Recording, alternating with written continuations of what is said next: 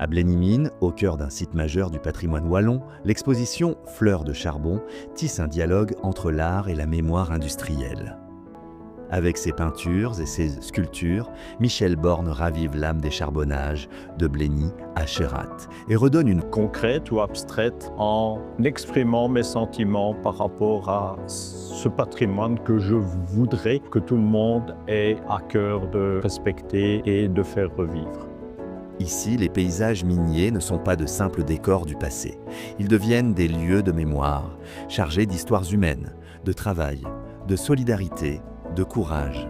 Le passé, le présent et le futur sont au cœur de ce qui me tient à cœur et de ce que je veux exprimer dans mes peintures. Alors certaines expriment surtout d'abord la nostalgie d'un passé, mais justement avec les couleurs qui indiquent qu'il y a un espoir et qu'il y a un futur dans ce patrimoine. À côté des peintures, il y a aussi les sculptures et notamment une Sainte Barbe que je viens de faire. Cette Sainte Barbe, patronne des mineurs, des artificiers, elle fait partie aussi dans notre imaginaire de notre héritage.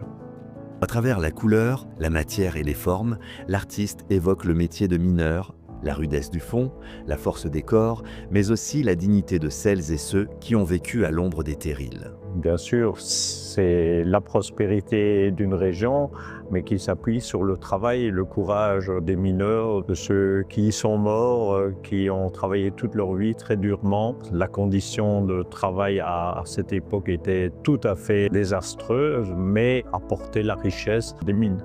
L'exposition rend également hommage aux femmes dans l'univers de la mine. Des présences discrètes, essentielles, des figures du quotidien, du soutien et parfois du labeur lui-même.